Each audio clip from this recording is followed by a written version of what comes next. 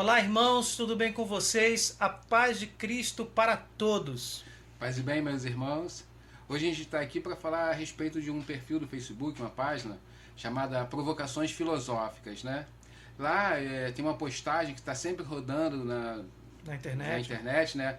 E que fala sobre o quê? Que Jesus não amava a religião, ele amava as pessoas, né? Nós possamos Argumento falso, né? nós podemos ver por aí que o tanto de relativismo que pode conter essa postagem, né? E por causa disso nós resolvemos, nós pensamos bem e achamos que seria muito válido a gente comentar sobre isso, né, Marcos? É importante dizer que todos nós, cada um tem a sua opinião, a gente não está aqui querendo impor nada, mas nós vamos mostrar à luz da fé e da razão, dentro da doutrina católica, que Jesus teve sim o objetivo, um dos seus objetivos foi criar uma religião. Isso não exclui o fato de que ele amava as pessoas. Sim, sim. E a gente deve começar descobrindo o significado da palavra religião. É isso aí. E a gente pode ir, né, conforme a gente tem visto sempre aí, quando a gente está junto, é a origem etimológica da palavra, né? Porque a partir da origem etimológica a gente consegue entender o sentido que essa palavra quer ter. A origem mais correta para a palavra religião vem do latim religio, que significa respeito pelo sagrado. Outra etimologia que é discutida é da palavra religare, também do latim, que significa atar ou ligar com firmeza. Logo, religião seria religar ou reatar com firmeza. Desta forma, aquilo que é religado um dia foi desligado. Logo, a religião tem por objetivo nos religar a Deus. Qual seria o objetivo do vídeo, João? Tentar descobrir se a intenção de Jesus Cristo com as suas palavras, com os seus atos, tem exatamente a ver, tem alguma relação, tem algo a ver com o significado da palavra religião, que pode ser respeito pelo sagrado ou reatar com firmeza, nos religar a Deus. Sim, é verdade que nós temos que respeitar todas as religiões, né? Mas isso não significa dizer que todas as religiões são boas, que todas as religiões levam a Deus. A gente vive num relativismo onde algumas pessoas acham assim, não, eu acredito em Deus e tá bom, eu não preciso ir à igreja, ou simplesmente que todas as igrejas e todas as crenças são válidas. É necessário que a gente entenda que o que acontece, será que todas as religiões apontam para o mesmo Deus? É necessário a gente falar quem fundou determinada religião. Será que foi Deus que fundou aquela religião, levando em consideração que Jesus era Deus? Até porque é um fato histórico, né? E não podemos dizer que isso é uma invenção. Existem religiões criadas por homens e existe a religião criada por Deus. Então, dentro dessa perspectiva, dessa verdade fundamental, a gente pode buscar, dentro do que cada credo significa, do que cada credo engloba, se tal religião realmente é boa. Porque a gente pode dizer, aparentemente as religiões são boas, aparentemente, mas se a gente conhecer cada credo, nós vamos perceber que alguns credos eles se excluem mutuamente e muitos deles são completamente contrários à existência do Deus de amor, por exemplo, que é o Deus cristão. Então, se a gente perceber o que há de mais essencial em cada religião, como a concepção de Deus, nós vamos ver que existe uma diversidade enorme de religiões. E isso por si mesmo já demonstra que não existe equivalência entre as religiões. A gente não pode dizer que todas as religiões são boas. Até porque cada uma delas professam credos diferentes e tem crenças diferentes. Por exemplo, a nossa fé católica, que ela descende do judaísmo, é uma fé monoteísta, ou seja, que nós cremos na existência de um único e somente um único Deus, né? Existem determinados credos que são politeístas, ou seja, que existem diversos deuses, né? Existem credos que são panteístas, que tudo é Deus. Então, assim, como equivaler, né? Ou seja, como a gente pode comparar e achar que todas elas, por exemplo, se eu creio no que existe somente um Deus, como é que uma outra fé que crê que tudo é Deus ou que existem diversos deuses podem ser comparadas? Exemplo prático: uma religião que adora um único Deus e uma religião que adora vários deuses. Gente, é óbvio que a gente não pode conceber que os religiosos, os seguidores de cada uma dessas religiões, são equivalentes em doutrina. Estão acreditando no mesmo Deus. Só nesse pequeno requisito, que é a concepção de Deus, nós percebemos que essas religiões não são equivalentes. Então, se elas não são equivalentes, só nesse ponto, a gente já percebe que nem todas as religiões podem ser boas. Porque se a gente for colocar cada ponto, essa religião prega que a moral correta é X, e essa outra religião prega que a moral correta é Y. Então, se o religioso o seguidor dessa religião seguir esta moral, ele vai estar sendo tão bom quanto este religioso que está seguindo uma outra moral. Então a gente percebe que concepções de Deus diferentes, concepção de moral diferente, todas as características de cada religião, que, como a gente acabou de falar, podem acabar por se excluir mutuamente. A gente já percebe aí que elas não podem ser equivalentes, inclusive no nível de dizer que todas as religiões são boas. Pela própria questão da concepção de Deus e pela própria questão que você falou da moral, né? É muito importante. Existem religiões que concebem que você pode casar, ou seja, a poligamia, né? A nossa fé cristã, ela concebe somente a monogamia, ou seja, você só pode casar com uma pessoa. Existem religiões que concebem que o homem pode ter diversas esposas, né? É engraçado que ela não possibilita que uma mulher tenha diversos maridos, mas ela possibilita que um homem possa ter diversas esposas. Existem religiões que permitem que você possa se casar, se divorciar, se casar, se divorciar, se casar, se divorciar. Algo que é totalmente proibido pelo próprio Senhor Jesus, que ele explica isso muito bem. Existe a passagem própria que ele vai dizer isso. Dentro da religião cristã, podemos dizer assim, existem denominações que acabam se excluindo. Porque, por incrível que pareça, eu poderia chamar essas denominações de pseudo-cristãs quando, por exemplo, elas defendem o aborto. Um cristão defender o aborto é um absurdo. Então, dentro da religião cristã já existem denominações que se excluem, que elas não são equivalentes. E não tem como o seguidor da denominação cristã Y seguir a mesma coisa que da denominação cristã X. Por quê? Porque existem muitas divergências. Nós não podemos dizer que elas são equivalentes. Uma religião aceita, uma denominação aceita o aborto, uma outra aceita a guerra santa, e a maioria dos cristãos não aceitam nem a guerra santa nem o aborto. E aí a gente pode entrar aí também, Marcos, na questão de algumas seitas, né, que aceitam ainda a reencarnação. Algo que é totalmente anticristão, né? E que é importante nós falarmos, né? Nós acreditamos na ressurreição, né? Após a nossa morte, como o próprio Senhor Jesus nos prometeu, nós vamos ressuscitar, nós não vamos reencarnar, nós não vamos morrer e voltar em outro corpo e diversas vezes isso vai acontecer. Não, isso é reencarnação.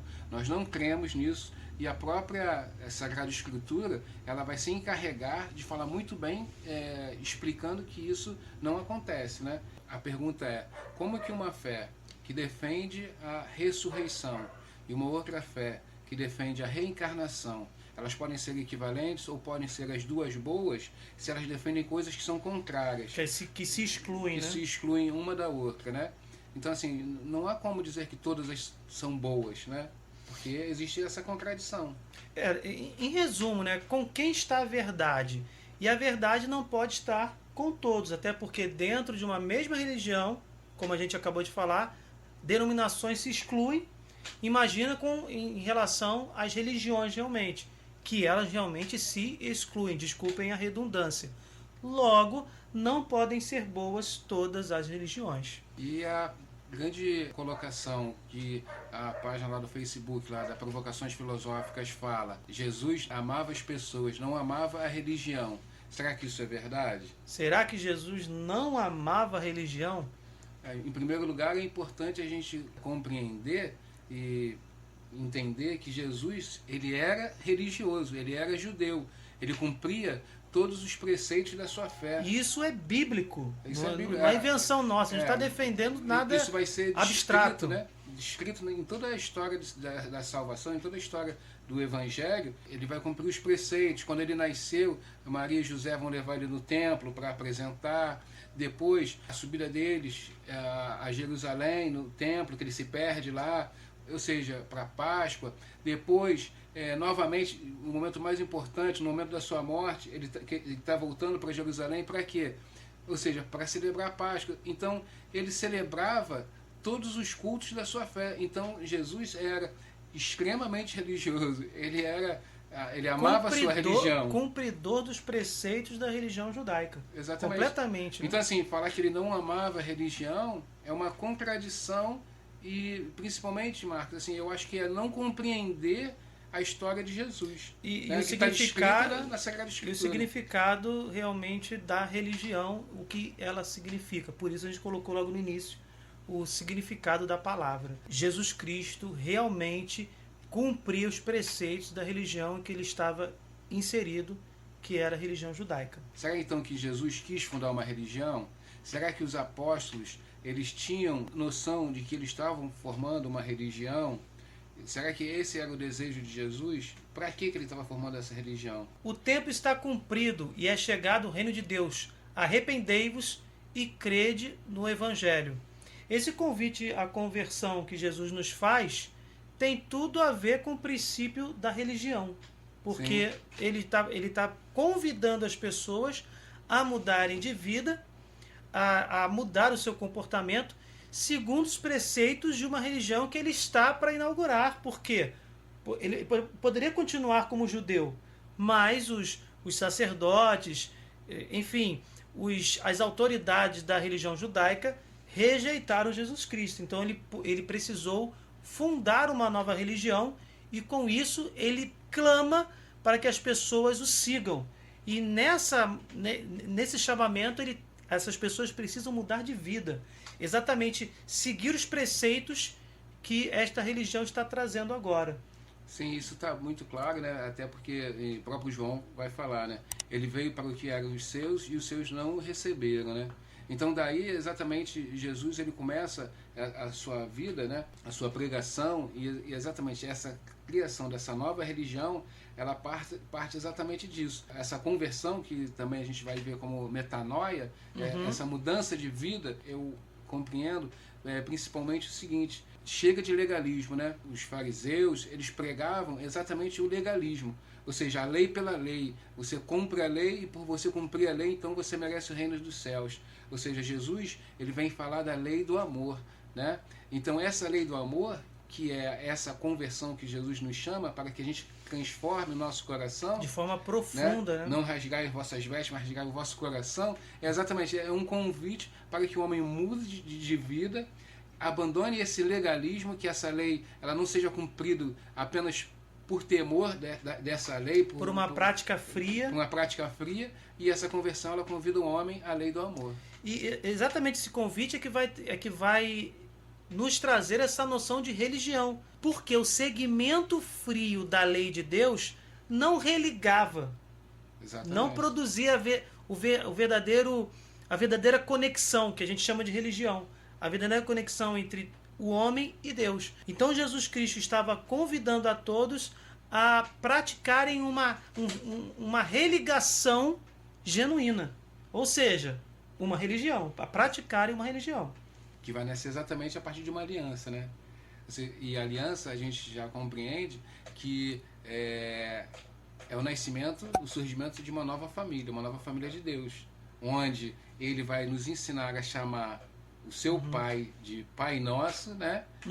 E no final da sua vida ele vai nos ensinar de chamar a sua mãe de Nossa Mãe.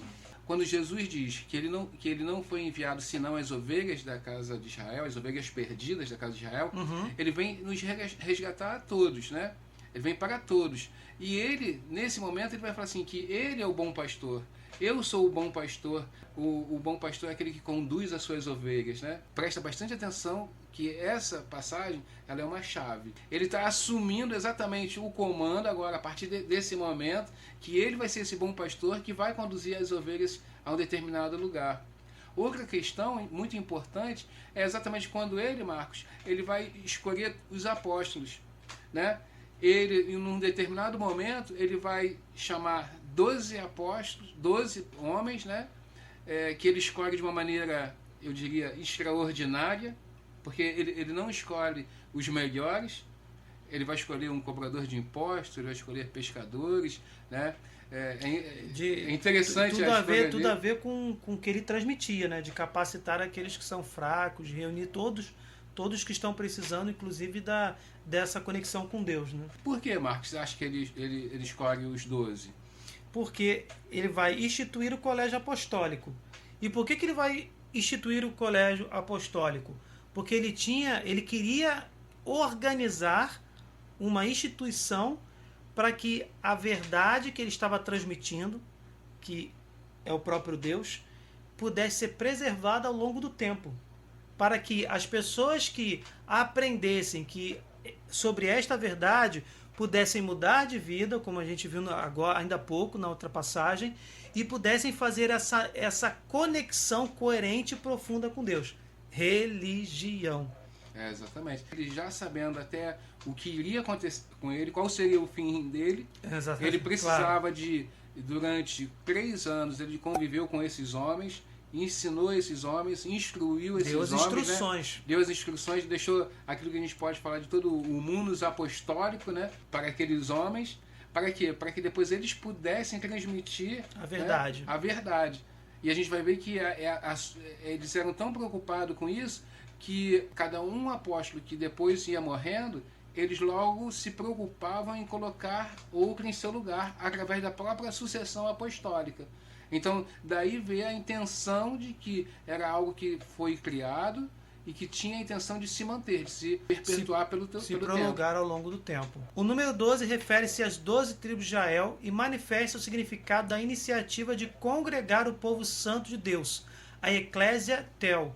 Eles são os fundamentos da Nova Jerusalém. Os apóstolos tinham consciência, porque assim o haviam recebido de Jesus, de que sua missão havia de perpetuar-se e de fazer discípulos meus todos os povos. É o que diz Mateus 28. Esse envio vem justamente provar aquilo que a gente estava falando, né? Em primeiro lugar, a missão dos apóstolos era de perpetuar a palavra, levar a palavra a todos os povos, e o livro dos Atos dos Apóstolos, ele nos aponta, descreve isso assim, de uma forma muito bem detalhada, muito bem ilustrada. É uma prova histórica do que a gente está falando. Exatamente. E que a preocupação que eles tinham exatamente de colocar, sempre que algum morria, alguém no seu lugar, fazia a sucessão apostólica. E para manter essa verdade, que tinha como objetivo religar o homem a Deus. É o objetivo principal. Por que tinha o colégio apostólico que foi instituído por Jesus? Para preservar a verdade, que tinha como objetivo uma religião. É importante a gente compreender que os apóstolos, toda a revelação da história da salvação, ela foi dada aos apóstolos. E eles são os fiéis detentores dessa verdade, dessa realidade, né? Tanto que quando a revelação ela vai acabar exatamente com a morte do último apóstolo, né? E daí já não tem mais nada novo a ser revelado. Tudo foi revelado a eles. E eles se encarregaram de disseminar toda essa verdade, né? De levar essa verdade ao povo de Deus. Organizados em uma religião. Isso é bom. Isso, como você acabou de mencionar, isso está completamente comprovado no livro Atos dos Apóstolos. Um outro sinal dessa intenção de Jesus está em que na última ceia confiou-lhes o poder de celebrar a Eucaristia, que instituiu naquele momento. Deste modo, transmitiu a toda a igreja, na pessoa dos 12, que eram chefes, a responsabilidade de ser sinal e instrumento da união iniciada por ele e que devia ocorrer nos últimos tempos. A Eucaristia é exatamente religar o homem a Deus. E foi uma instituição de Jesus e uma instituição, um poder que foi destinado, foi transmitido, né, para os 12 apóstolos. E com uma missão, né? Fazer isto em minha memória, né? Então, assim, tá tudo se encaixando, né? Tá tudo conectado. Você vê que não tem fio solto, não tem momento que você possa ter dúvida de qual foi a intenção de Jesus, né? A pessoa que afirmar que Jesus não criou uma religião e só amava as pessoas, ela não entende o que Jesus fez nessa terra. Ela não não leu nenhuma passagem bíblica. Na verdade, Jesus criou uma religião justamente porque ama as pessoas, para que elas pudessem se conectar novamente a Deus. E a Eucaristia é o maior exemplo disso. E principalmente, Marcos, a criação dessa religião é para quê? Para auxiliar o homem, para que o homem possa chegar a Deus. Porque sem a criação, sem a instituição dessa religião, o homem ia viver no paganismo. E o homem não ia ser capaz de, pelas próprias forças, chegar a Deus. De entrar em comunhão definitiva com Deus. Exatamente. Por isso, o Senhor Jesus, ele nos deixa o principal dos sacramentos, que é a Eucaristia, que é ele próprio que se dá ao homem, né? Ou seja, esse religar acontece na Eucaristia, mas também ele acontece em todos os demais sacramentos. O que seria de nós, né? Como nós poderíamos chegar a Deus sem a presença dos sacramentos na nossa vida? Seria impossível. Cristo é o Deus que vem ao homem, né, ao encontro do homem, cria exatamente essa religião para quê? Ele liberta o homem do pecado, ele paga a nossa dívida, ele faz o homem poder ficar apto novamente a entrar no céu. Mas ele sabe que se daquele momento ele fosse embora e largasse o homem solto novamente, o homem seria incapaz de voltar a ele, de retornar a ele. Daí o religar, né? Então, assim, a partir do momento que ele institui essa fé, a partir desse momento que ele institui os sacramentos, ele tem a garantia, ele nos dá a garantia que nós podemos, através dessa fé, através desses sacramentos, novamente chegar a ele. Nas cartas de São Paulo, os membros da igreja são chamados concidadãos dos santos e familiares de Deus, edificados sobre o fundamento dos apóstolos e dos profetas, sendo pedra angular o próprio Jesus Cristo. O nome de São Pedro era Simão. Jesus deu-lhe o nome Pedro. Tu és Simão, filho de João, serás chamado Cefas, que quer dizer pedra. O Senhor Jesus disse a São Pedro: Tu és Pedro, e sobre esta pedra eu edificarei a minha igreja. Atentemos para o verbo edificar, conjugado na primeira pessoa do futuro do presente do modo indicativo. Vemos que Jesus construirá a sua igreja sobre Pedro. Pedra, Kéfas no aramaico, pronuncia-se Cefas. Primeiro, concidadãos dos santos e familiares de Deus. Aquela aliança que o Senhor Jesus vem formar conosco, né? Aliança significa, ela pode ser traduzida, ela vai significar exatamente o que? Família. Quando você faz uma aliança, quando você se casa, conexão, né? Você coloca no seu dedo uma aliança, no dedo da sua esposa uma aliança. A partir dali nasce uma família. Então, assim, a ideia da aliança é exatamente formar família, que é aquilo exatamente que o Senhor Jesus faz conosco, é uma aliança. Somos familiares agora, né? Conectar as pessoas diante de Deus, né? Você vê que tem tudo a ver com religião, tá tudo... Tá tudo interligado à religião. Pedro, o nome de Pedro, na verdade, era Simão. Quando ele muda o nome de Pedro para Cefas, é importante, tem até um detalhe, né? No nosso idioma, pedra e Pedro são duas palavras diferentes, né? Mas, na verdade, em alguns idiomas, como no francês, pedra é Pierre, e o nome Pedro também é Pierre. No português, nós adotamos a linguagem diferente, uma para pedra e uma para Mas Pedro. são todos sinônimos. Mas todos sinônimos, né? Então, Pedro significa pedra. Então, assim, é o próprio Senhor Jesus que altera o nome de Pedro para lhe dar uma missão. Uma missão, né? Depois, o próprio Senhor Jesus vai falar assim: eu edificarei. É importante assim. É muito claro isso aí. Não né, é Pedro que vai formar a igreja, né? Mas, na verdade, é o próprio Senhor Jesus que vai instituir essa igreja a partir desse fundamento, né? Que vai ser Pedro. Os apóstolos serão os fundamentos, são os alicerces. Pedro é a pedra alicerce e Jesus é a pedra angular, que é aquela pedra que sustenta toda a construção por cima, né? Inclusive nós temos um vídeo que fala sobre isso. Ele é a cabeça da igreja. Vou deixar aqui o link na descrição sobre esse vídeo, que vai aprofundar a missão de Pedro e vai mostrar a diferença essencial entre pedra angular e pedra alicerce, pedra fundamento. Todos os apóstolos são os fundamentos, mas tem como primeiro fundamento, como líder visível da igreja, que conduz e dirige os apóstolos, Pedro, o primeiro Papa. Sim, a gente até pode... algumas pessoas vão falar assim, mas o fundamento da igreja é o Senhor Jesus, né? Jesus é o fundamento da igreja. Sim, é lógico que ele vai ser o fundamento, mas Pedro é esse fundamento no sentido quando Jesus coloca: Porque existem passagens em que o Senhor Jesus vai falar assim, eu sou a luz do mundo. Mas ele vai falar também para os apóstolos, vós sois a luz do mundo. Então não significa que uma coisa exclui outra. Então, assim, falar que Jesus é o fundamento, lógico, ele é a base de tudo. Isso não está errado, né? De forma alguma está errado, mas de forma alguma... É para tentar diferenciar pedra fundamento e pedra angular. Pedra angular, só Jesus Cristo. Exatamente. Agora, pedra fundamento, é evidente que Jesus é que dá força a esses apóstolos. Mas, como a gente acabou de ler, está lá em Efésios 2, 19 e 20. Os apóstolos são fundamento da igreja. Acabou. Isso é um fato confirmado em uma passagem bíblica. Efésios 2, do 19 ao 20. Mas, obviamente, que o fundamento é Jesus Cristo.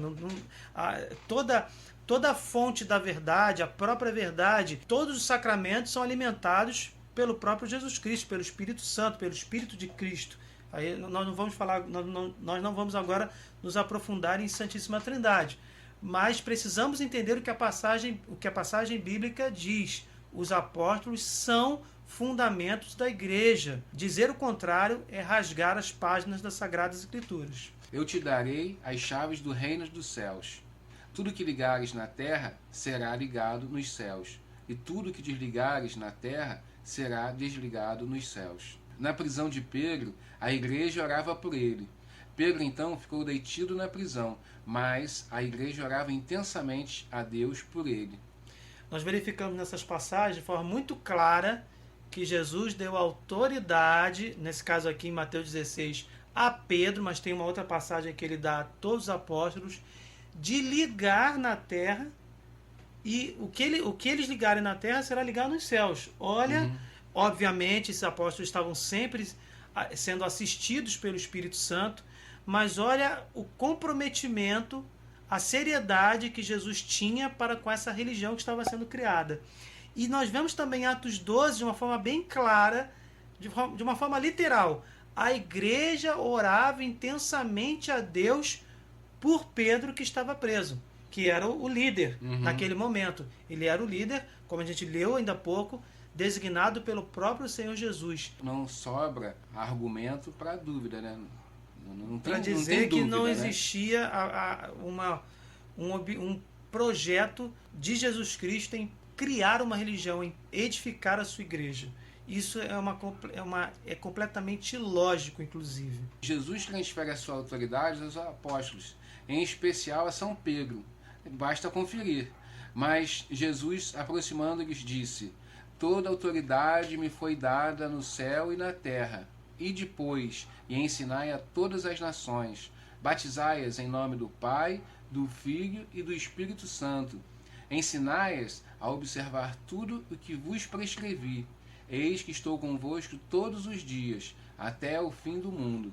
Ou seja, Cristo afirma ter autoridade e autoriza os apóstolos a ensinarem toda a humanidade. Por aí, Marcos, a gente vê o quê? Exatamente a missão dos apóstolos. Essa é a missão dos apóstolos, né? Que foi confiada pelo próprio Senhor Jesus, de levar a todas as nações, de transmitir a todas as nações tudo aquilo que, num determinado momento, o próprio Senhor Jesus transmitiu para eles de conhecimento. Para que eles preservassem e passassem adiante.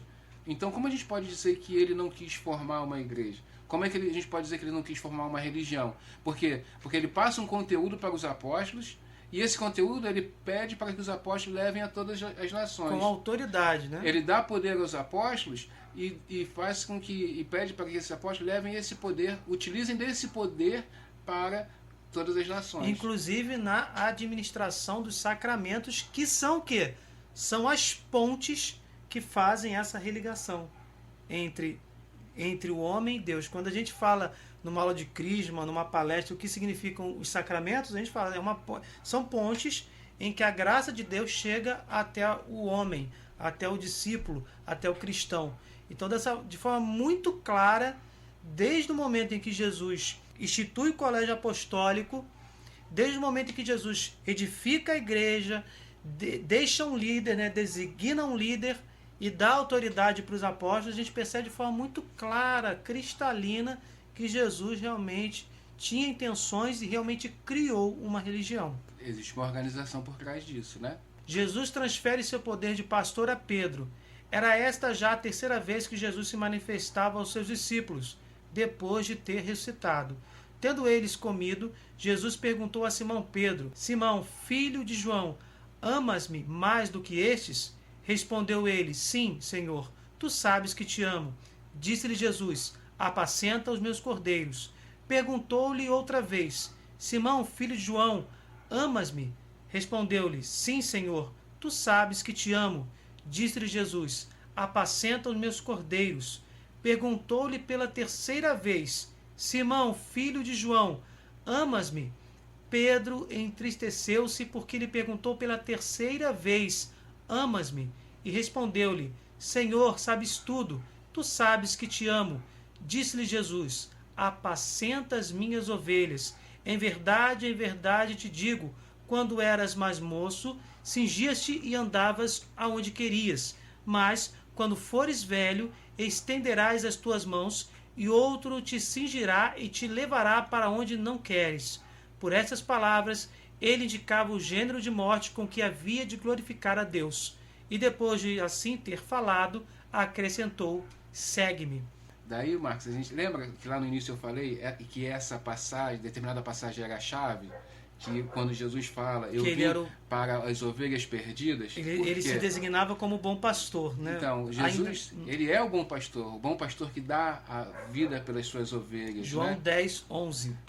E as suas ovelhas conhecem a voz, as ovelhas conhecem a voz do pastor, por isso elas me seguem, né? Agora, já aquele que não é o bom pastor, ele vem para matar, para saquear, as ovelhas não os seguem, né? Olha a importância de João 21. Mateus 16 já é incrível, sim, porque Jesus dá a Pedro a liderança do colégio apostólico, sim, a liderança da igreja.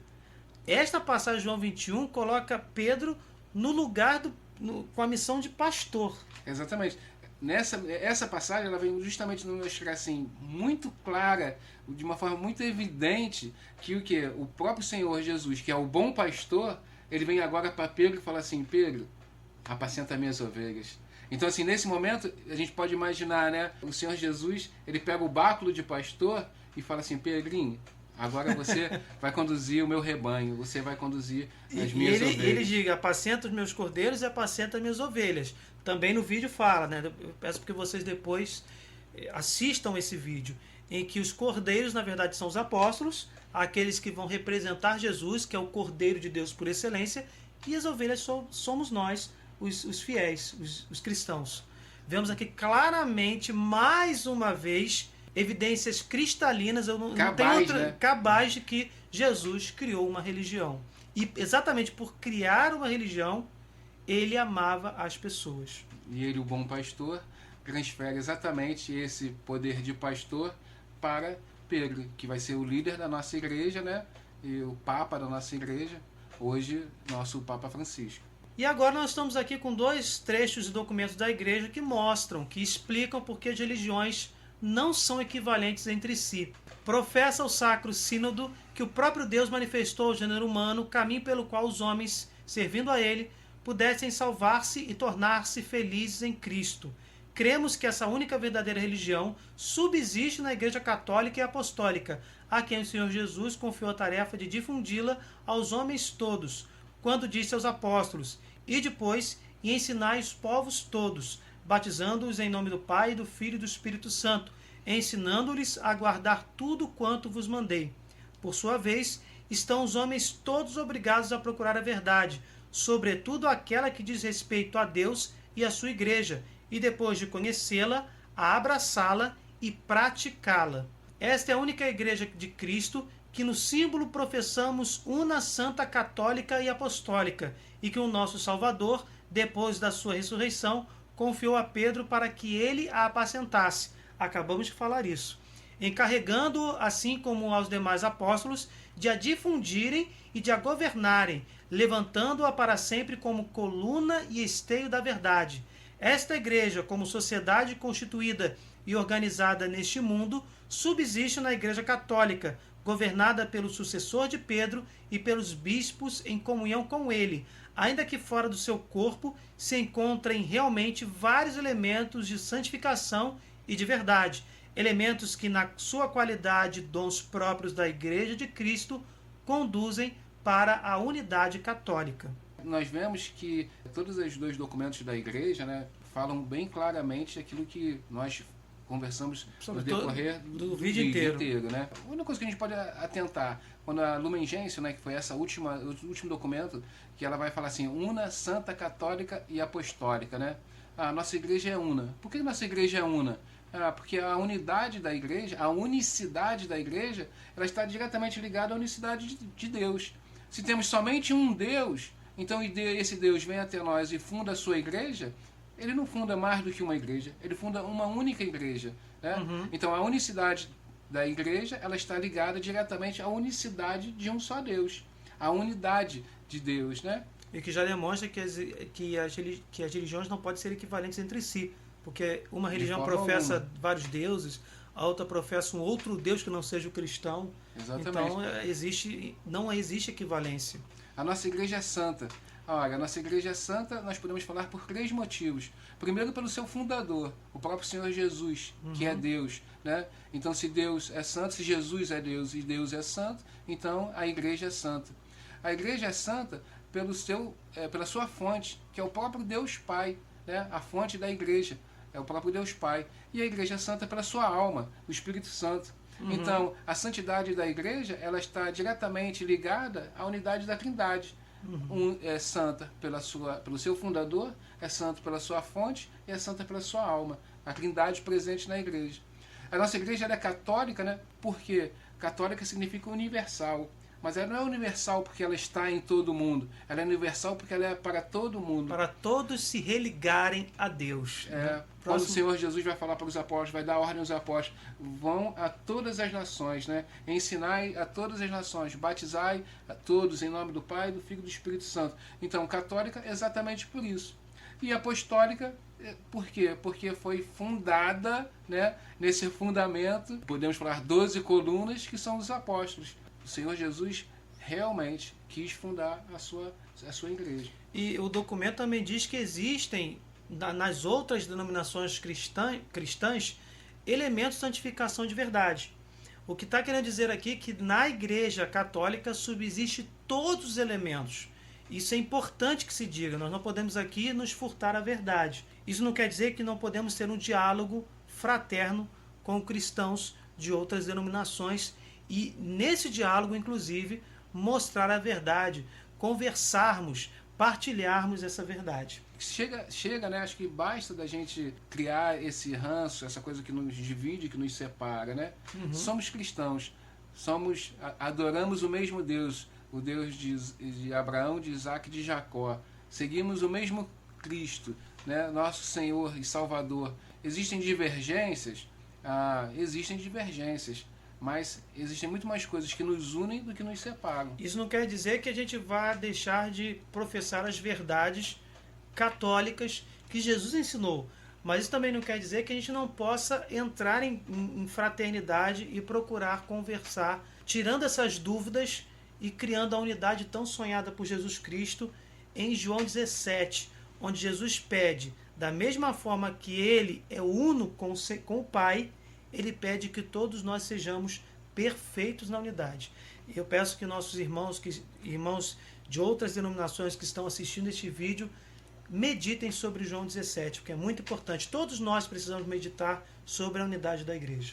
É isso aí, que todos sejamos um, né? Amém? Amém. Então, irmãos, foi um prazer estar aqui com vocês. Uma coisa que eu sempre falava, se você gostou, convida um amigo para assistir. Exatamente. Mas se você não gostou, convida um inimigo para assistir, né? e deixem o like, porque o like, quando você deixa o like, o YouTube entende lá no seu algoritmo, na sua programação, que este vídeo merece ser partilhado, merece ser enviado para outros espectadores. Então, por favor, deixe o seu like e compartilhe este vídeo para que a gente possa anunciar o Evangelho para todos os irmãos. Fiquem com Deus, desculpem qualquer coisa e até o próximo vídeo. Paz e bem.